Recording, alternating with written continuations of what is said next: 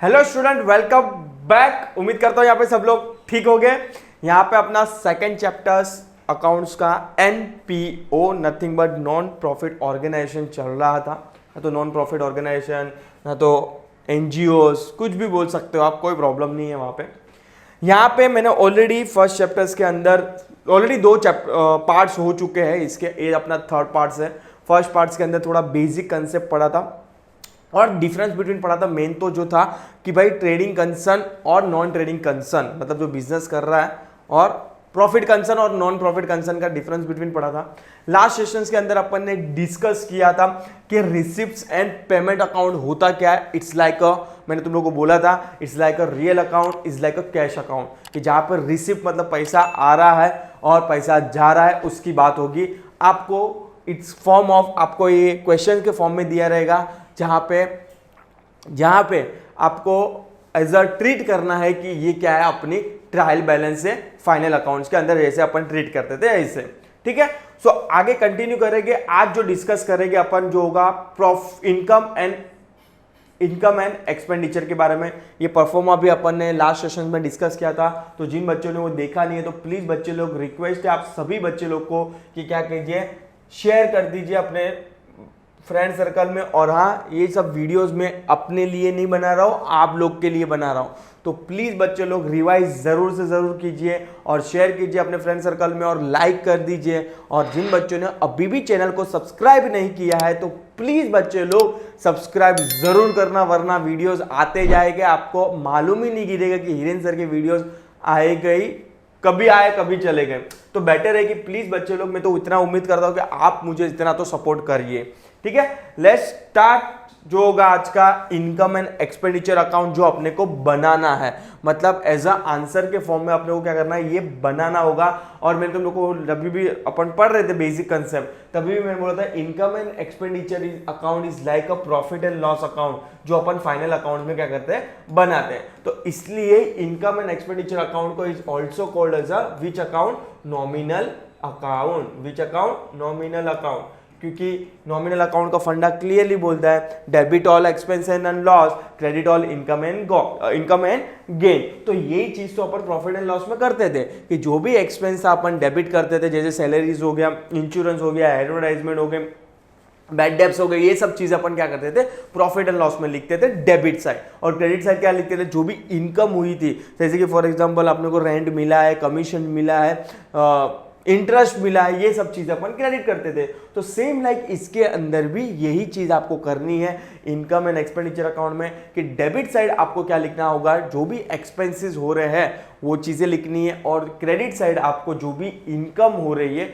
वो चीजें लिखनी होगी। Let's start. If you have any doubt please बिंदास कमेंट सेक्शन में लिख देना कि सर मुझे ये डाउट्स है। और वंस अगेन तुम लोग को रिक्वेस्ट है फ्रेंड कि जिन बच्चों ने अभी क्लासेस ज्वाइन नहीं किया है तो प्लीज मत कीजिए, क्योंकि मेन जो सब्जेक्ट्स है अकाउंट्स, मैथ्स, वो चीजें आपको फ्री ऑफ कॉस्ट यूट्यूब पे मिल रही है। तो क्यों पैसा पे कर रहे हो, मुझे नहीं समझ में आ रहा है।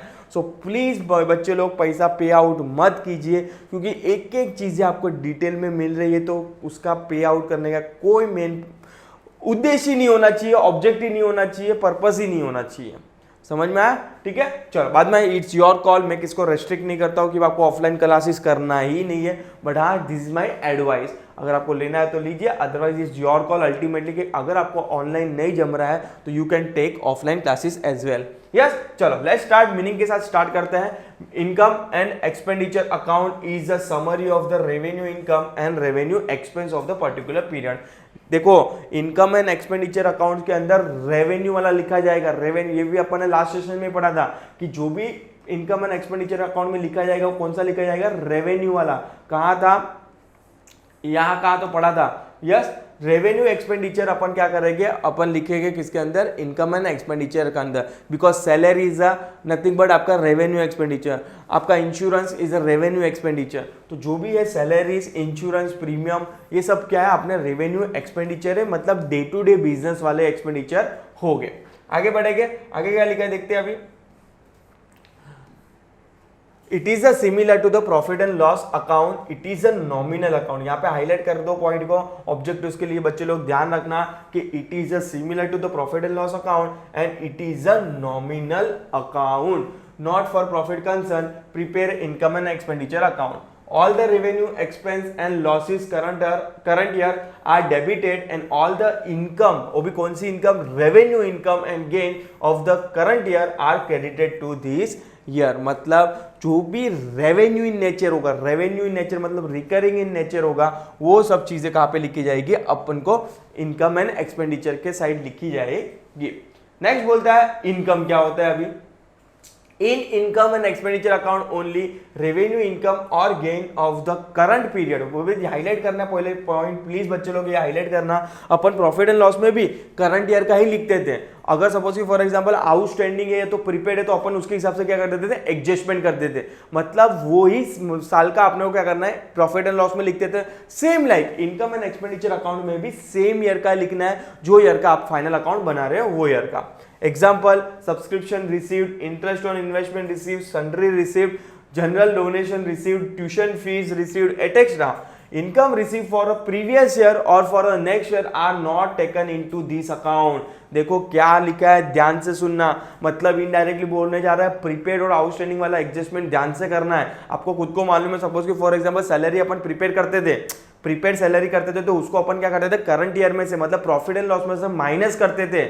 Same like income and expenditure में भी आपको वही चीज करनी है, वही टेक्निक क्या करनी है, यूज करनी है कि जहां पे अगर आपका प्रीपेड एक्सपेंस है उसको तो माइनस करना है, अगर आउटस्टैंडिंग है तो ऐड करना है। समझ में आ रहा है? तो जो प्रॉफिट एंड लॉस में करते थे ऐसे ही करना है। However, all the income pertaining to the current year, whether received or not received or received during the previous year for this year, are taken into accounting. On other hand, outstanding income and pre-received income of the current year are considered. Next पढ़ेंगे expenditure का क्या treatment देंगे income and expenditure के account के अंदर। Only revenue, expense and loss of the current year are debited to this account. Item of the expense of the not for profit concern may be different from the concern to concern. Expenses paid for the previous year or for the next year are not taken into consideration. Of course, यहाँ पे of course income and expenditure में income हो या expense हो, वो खाली आपको current year का ही कंसिडर करना है, प्रीवियस ईयर का या तो नेक्स्ट ईयर का कंसिडर करना नहीं है। However, all the expenses pertaining to the current year, whether actually paid or not paid during the previous year or current year, are taken into consideration. In other words, outstanding expenses and prepaid expenses during the previous year are considered. आगे लिखते हैं, आगे बढ़ते हैं। क्या लिखा है, income and expenditure account शोन्स अ सरप्लस और डेफिसिट, सरप्लस और डेफिसिट ऑफ द कंसर्न। देखो तुमको आप जब भी फाइनल अकाउंट पढ़ रहे थे, जहां पे अपने को प्रॉफिट एंड लॉस के अकाउंट में क्या मिलता था, net profit and net loss. But यहाँ पे net profit and net loss जैसा कोई कंसेप्ट नहीं है। यहाँ पे जो प्रॉफिट होगा उसको सरप्लस बोला जाएगा और जो लॉस होगा उसको क्या बोला जाएगा, डेफिसिट बोला जाएगा। लिखना है तो लिख लीजिए, पर लिखना क्या है, आपको सरप्लस ही लिखना है। ये तो आपको समझने के लिए मैं लिखवा रहा हूं कि surplus is nothing but profit और deficit is nothing but loss. Excess of the income over the expenditure is known as a surplus. क्या लिखा है, ध्यान से पढ़ो। एक्सेस ऑफ इनकम मतलब इनकम ज्यादा है किससे, एक्सपेंडिचर से, तो is nothing but surplus. But अगर एक्सपेंडिचर ज्यादा होगा इनकम से तो is called nothing but deficit. समझ में आया? ठीक है, चलो। If there is a surplus, it is added to the capital fund, and if there is a deficit, it is deducted from the capital fund। मतलब ये बात कर रहा है लायबिलिटी साइड आप एक कैपिटल फंड अकाउंट बनाओगे, मतलब बैलेंस शीट बनाओगे, उसके अंदर लायबिलिटी साइड एक या तो अलग से कॉलम बना सकते हो, या तो कैपिटल फंड के अंदर एडजस्टमेंट कर सकते हो, या तो अलग से भी एडजस्टमेंट कर सकते हो, ऐसा कोई प्रॉब्लम नहीं है। आगे बढ़ते हैं, फीचर्स देखते हैं। इनकम एंड एक्सपेंडिचर का फीचर्स क्या है, वन बाय वन देखेंगे। ऑब्जेक्टिव्स के लिए इंपॉर्टेंट है, तो प्लीज बच्चे लोग हाईलाइट करके रखना जो भी मैं बोल रहा हूँ। ऑब्जेक्टिव्स देखो, मैं जब भी लेक्चर्स के बीच में कुछ बोल रहा हूँ कि ये ऑब्जेक्टिव्स के लिए इंपॉर्टेंट है, ये चीज़ के लिए इंपॉर्टेंट है, वन लाइन के लिए ट्रू फॉल्स या तो फिर सम्स हो गया, तो ये सब चीज़ें आपको क्या करना है, प्लीज़ हाईलाइट करके रखे, स्टार मार्क करके रखे, या तो लिख के रखे भाई हिरेन सर ने कुछ तो इसके बारे में बोला है, मतलब कुछ तो रिलेवेंट होगा एग्जाम के पॉइंट ऑफ व्यू से।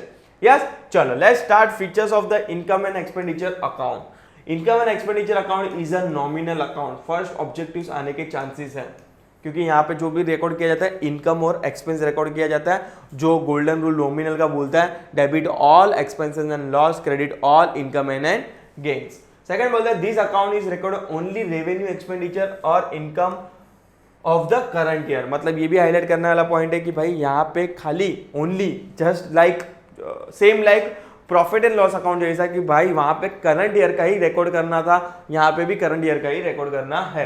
It is a similar to the profit and loss account, मतलब मैंने तुम लोग को अभी जस्ट भाषण दे ही रहा हूँ, कभी से भाषण दे रहा हूँ कि income and expenditure is account is like same like as a profit and loss account. It is a prepared to find out the surplus, that is excess of income or our expenditure, or deficit, that is the excess of expenditure over the income.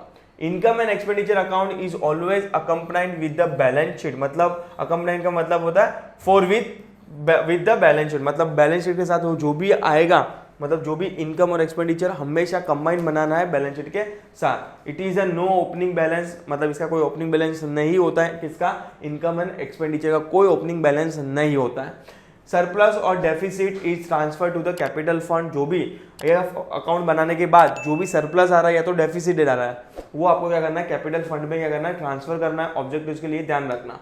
ठीक है, आगे क्या लगा है, it record all the cash item as well as non cash item. यहाँ पे highlight करने वाला पॉइंट है कि यहाँ पे cash item as well as non cash item भी क्या होगी, रिकॉर्ड होगी। पर अपन ने कहा था ये चैप्टर में पढ़ा था कि जहाँ पे नॉन कैश आइटम रिकॉर्ड नहीं होगी बॉस, वो किधर पढ़ा था, अपन ने रिसिप्ट एंड पेमेंट में पढ़ा था, जहाँ पे क्लियरली बोलता है कि खाली कैश अकाउंट ट्रांजेक्शन रिकॉर्ड हो गए, वहां पे नॉन कैश वाले रिकॉर्डेड हो गए नहीं, क्योंकि वहां पे अपन receipt and payment is a kind of cash account, cash account है इसलिए वहां पे कैश वाले रिकॉर्ड हो गए, आपके क्रेडिट वाले रिकॉर्ड नहीं हो गए। वो होंगे, किसी की बात कर रहा हूं, किसकी बात कर रहा हूं, receipt and payment, receipt and payment, receipt and payment. But income and expenditure account बनाओगे जहां पे तुम लोग कैश एंड नॉन कैश दोनों अकाउंट क्या करोगे, रिकॉर्ड करोगे, which are related to the current period, example salary paid, outstanding salary, bad debts, depreciation on the fixed asset et extra। चलो आगे बढ़े, यहाँ पे एक स्पेसिमेन फॉर्मेट दिया है आप लोग को, किसका, इनकम एंड एक्सपेंडिचर का। लेट्स सी, देखते हैं क्या है, कैसे मतलब कौन सी, देखो it's kind of profit and loss account. जैसे अपन देखेंगे ना एंट्रीज, मतलब इसके अंदर जो पोस्टिंग देखेगा अपन को लगेगा ये तो प्रॉफिट एंड लॉस है, प्रॉफिट एंड लॉस ही है बॉस, उन लोग खुद ही बोल रहे हैं। अपन ने जस्ट फीचर्स में देखा कि it's a like profit and loss account. ठीक है, देखते क्या क्या आएगा एंट्रीज के अंदर, ध्यान में रखना है। Salaries paid less, paid for the last year, paid for the next year, आपको लेस करना है। आउटस्टैंडिंग ऐड करना है आपको, add prepaid for the last year, ये मतलब सब चीजें इन शॉर्ट आपको करंट ईयर का ही रखना है, बाकी सबका एडलेस कर देना है bottom of the line, prepaid और आउटस्टैंडिंग। यहाँ पे मीनवाइल इतना समझ लो, जब भी प्रैक्टिकल क्वेश्चन आएगा तभी इजी हो जाएगा, और ऐसा कुछ नया तो नहीं है आपके लिए, क्योंकि आपने ये सब चीजें प्रीपेड आउटस्टैंडिंग वाला फाइनल अकाउंट में कर दिया। वेजेस यहाँ पे लिखे हुए, देखो यहाँ पे ट्रेडिंग अकाउंट को बनेगा नहीं, यहाँ पे ट्रेडिंग अकाउंट तो बनेगा नहीं, तो वेजेस भी यहाँ पे ही लिखना पड़ेगा आपको। Yes, printing and stationery, rent, interest, convenience charges, rate and taxes, insurance premium, audit fees, office expenses, telephone and mobile expenses, medicine, sports material consume during the year, opening stock भी यहाँ पे ही लिखना पड़ेगा, क्योंकि अपना यहाँ पे ट्रेडिंग अकाउंट तो बन नहीं रहा है, तो किधर एडजस्ट करोगे, इसके अलावा कोई ऑप्शन ही नहीं है आपके पास। ठीक है, बाद में हो जाएगा to repairs maintain, to electricity charges, to newspapers and periodicals, the sundry expenses हो गया, loss on the sale of assets हो गया, to depreciation on fix asset and to surplus. अगर यहाँ से ये ज्यादा अमाउंट है एज कंपेयर टू दिस, तो यहाँ पे क्या आ जाएगा, सरप्लस आ जाएगा। अभी मैं क्रेडिट साइड की बात करूँ तो सब इनकम की बात की रहेगी, मतलब देखते हैं कि कौन सी इनकम हो रही है आपको, क्योंकि इनकम क्रेडिट होती है, आपको खुद को मालूम है, नॉमिनल का रूल बोलता है। ठीक है, by subscription received less, received for the last year, received for the next year, मतलब आपको आउटस्टैंडिंग और प्रीपेड वाला एडजस्ट करना है, एडलेस करना है। Add received during the last year for the current year, second outstanding for the current year. ठीक है, ये अभी इतना स्ट्रेस मत लीजिए इस पे, क्योंकि जब भी प्रैक्टिकल क्वेश्चन आएगा तभी आपके लिए इजी हो जाएगा समझने के लिए। ठीक है, चलो बाय रेंट रिसीव्ड, देखो आगे अभी खाली इधर रेंट लिखा था, इधर रेंट रिसीव लिखा है, ये रेंट मतलब अज्यूम करने का कि अपन ने खर्चा किया है, इसलिए डेबिट साइड। यहाँ पे क्लियरली बोला है आपको मिला है, तो आपको क्रेडिट साइड लिखना है। Interest received, dividend received, government grant, ground rent bye sundry received, by entrance fees received, entrance fees, by admission fees, by donation, by profit on sale of asset, और अगर ये अमाउंट ज्यादा होगा is compare to this तो हो जाएगा आपका loss, nothing but deficit. ठीक है, तो ये सब चीजें ध्यान में रखना, छोटे छोटे पॉइंट ऑब्जेक्टिव्स के लिए आ सकता है। डेफिसिट, सरप्लस क्या होता है, बॉटम ऑफ द लाइन है कि अगर तेरा इनकम ज्यादा है as compare to expense, income ज्यादा है एज कंपेयर टू एक्सपेंस, तो उसको क्या बोलेंगे, सरप्लस बोलेंगे। कि भाई सपोज कि फॉर एग्जांपल मेरी 100 रुपया इनकम है, जूम करो, और मेरा एक्सपेंस 50 रुपया ही है, तो 50 रुपया मेरी इनकम हो गई, मतलब सरप्लस हो गया मेरा। बट अगर सपोज कि 100 रुपया मेरा एक्सपेंस है, मेरी इनकम कितनी है, 50 रुपया ही है, तो 50 रुपया इज माई डेफिसिट। समझ में आया बॉस लोग? ठीक है, ऐसा बहुत झूल रहा है, ठीक है, जैसे समझाने के लिए तुम लोग को लिखा है इधर। ठीक है, चलो लेट्स आगे बढ़ेंगे और डिफरेंस बिटवीन समझ के ये वाला सेशन को खत्म करेंगे, और इतना खत्म करेंगे, मतलब इनकम एंड एक्सपेंडिचर वाला पार्ट यहाँ पे खत्म करेंगे। मैं एक एक अकाउंट को डिटेल में समझाने की ट्राई कर रहा हूँ। अगर स्टिल अगर आपको कुछ डाउट है तो बिंदास कमेंट सेक्शन में डाल देना कि सर मुझे ये समझ में नहीं आ रहा है।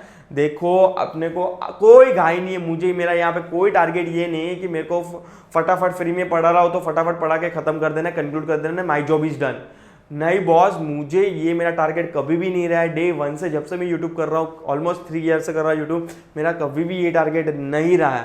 मेरा टारगेट ये रहता है कि बच्चे लोग को डिटेल में समझ में, एटलीस्ट मेरे जो फैमिली यूट्यूब फैमिली मेंबर्स है उसको क्या हो, डिटेल में नॉलेज हो। ठीक है, इतना डिटेल में तो आई डोंट थिंक तो थियरी भी कोई पढ़ाता रहेगा। ठीक है, चलो लेट्स स्टार्ट, अभी डिस्कस कर देंगे, आगे बढ़ेंगे डिफरेंस बिटवीन के साथ कि क्या बेसिक डिफरेंस बिटवीन है किसके बीच में, रिसिप्ट्स एंड पेमेंट के बीच में और इनकम एंड एक्सपेंडिचर के बीच में। मतलब रिसिप्ट्स एंड पेमेंट अकाउंट और इनकम एंड एक्सपेंडिचर अकाउंट के बीच में क्या बेसिक डिफरेंस बिटवीन है। चलो let's start. Difference between 1 by 1 point समझाता हूँ, एक्सप्लेन करता हूँ और कंक्लूजन करता हूँ ये वाले पार्ट्स को, मतलब आज का सेशन को। आगे वाले सेशन के अंदर अपन पढ़ेंगे बैलेंस शीट। यस, चलो receipts and payment account and income and expenditure account. Receipts and payment account is like a cash account, you know very well. ये तो तुम लोग को कल भी बोला था, जब भी मतलब लास्ट सेशन में भी बोला था। Income and expenditure account is like a आपका नॉमिनल अकाउंट होगा, और कैश है तो कैश क्या होता है, रियल अकाउंट। ठीक है, चलो ये इतना मालूम गिर गया। ये आपका ट्रायल बैलेंस अज्यूम कर सकते हो, और इसको आप प्रॉफिट एंड लॉस अज्यूम कर सकते हो। चलो types of account, it is a real account और it is a nominal account. Second, nature क्या होगा ए अकाउंट का, it is a similar to the cash book, it is a similar to the cash book, it is a similar to the profit and loss account. Object क्या होगा, it prepare to present a summary of the cash transaction. यहां पे जो transaction record किया जाएगा only cash transaction ही record किया जाएगा, non cash वाले ट्रांजेक्शन रिकॉर्ड किया जाएगा नहीं। It prepared to ascertain the result of all the income and expenditure transaction. Next, opening balance. Start with the opening balance. Cash balance होगा, या तो cash in hand या तो बैंक, और बैंक ओवरड्राफ्ट से क्या होगा आपका रिसिप्ट्स एंड पेमेंट स्टार्ट होगा। पर जनरली ये वाला आपको दिया होगा क्वेश्चंस के फॉर्म में, तो ये अपने को टेंशन लेने की बात नहीं है। यहाँ पे अपने को बनाना है ये, और बैलेंस शीट अपने को क्या करनी है, प्रिपेयर करनी होगी। It is a no opening balance, यहाँ पे ओपनिंग बैलेंस जैसा कोई फंडा ही नहीं है। ऊपर ले लेता थोड़ा स्क्रीन। ठीक है, चलो आगे बढ़ेंगे। आगे क्या लिखा है sir,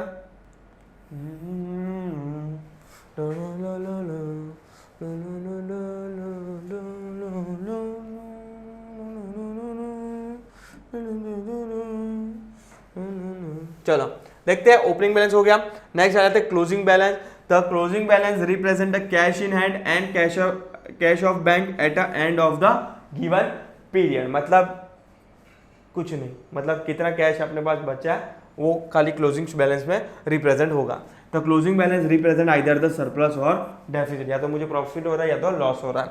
next, receipts and payment की बात करूं, all the receipts and payment during the current period are recorded in this account. Only revenue receipts and revenue expenditure are related to the current period are recorded. मतलब यहाँ पे capital हो या तो revenue, दोनों रिकॉर्ड किया जा सकता है, बट यहाँ पे ओनली रेवेन्यू रिकॉर्ड होगा, क्योंकि कैपिटल आपका कहाँ पे रिकॉर्ड होगा, बैलेंस शीट में। Next non cash item are not recorded in this account, but यहाँ पे in this account non cash item like bad debts, depreciation, outstanding expenditure are also included because depreciation is a non-cash item. Depreciation is a non-cash item. Bad debts is a non-cash item. So these are the non-cash item also recorded in the income and expenditure account. All transaction related to the personal account, real account, and nominal account recorded in the cash account. This account contain only a transaction related to the nominal account. Period की बात करूं तो it including the amount received और amount paid for the any period like a previous year, current year और next year. आगे बढ़े, देखो क्या लिखा है यहाँ पे. This account amount related to the current year only included. और लास्ट लिखा है balance sheet. It need not be a necessary to accompanied by the balance sheet, but it is always, मतलब अभी जस्ट अपन ने थियरी में पढ़ा कि is accompanied by the with the balance sheet. So these are the 10 basic difference between receipts and payment and income and expenditure accounts. उम्मीद करता हूँ तुम लोग को यहाँ पे डिफरेंस बिटवीन जो है क्लियर है. या चलो अभी एक लास्ट छोटा सा पैराग्राफ है फॉर्म में लिखा है preparation of income and expenditure account. Income and expenditure account is a nominal account. भाई मालूम है भाई, कितनी बार बोलेगा. All the revenue expenditure and loss are debited to it and all the revenue income and gains are credited to it. It is a similar to the profit and loss account. वाह conclusion दे रहा है भाई कि conclusion में bottom of the line is a profit and loss account. Debit में आप expense लिखोगे, क्रेडिट में आप इनकम लिखोगे. ठीक है. सो ये वाले पार्ट्स को यहाँ पे मैं क्या करता हूँ, स्टॉप करता हूँ. आने वाले पार्ट्स के अंदर अपन बैलेंस शीट के बारे में डिस्कस करेंगे. सर्टन इम्प्लाइड एडजस्टमेंट भी होगा, ऑफ कोर्स इधर भी एडजस्टमेंट होगा, उसके बारे में अभी अपन क्या करेंगे, डिस्कस करेंगे. कैपिटल फंड क्या होता है, थोड़ा थोड़ा अपन धीरे धीरे अपन किसकी तरफ जा रहे हैं, अपन प्रैक्टिकल की तरफ अभी जा रहे हैं. देखो कोई घाई नहीं है, टेक अ पोज, आराम से समझिए. नहीं समझ में आया तो बिंदास कमेंट सेक्शन डालिए, वापस से वीडियोस देखिए, कोई प्रॉब्लम नहीं. कौन सा चार्जेस ले रहा हूं मैं, फ्री ऑफ कॉस्ट. आप जब भी जितनी भी चाहे इतनी बार क्या कर सकते हो, वीडियोस देख सकते हो. ठीक है. तो ये वाले सेशन को यहाँ पे स्टॉप करता हूँ. नेक्स्ट सेशन के लिए जल्दी मिलेंगे. टिल टाइम प्लीज चैनल के लिए क्या कीजिए, अपडेट रहिए. Thank you so much.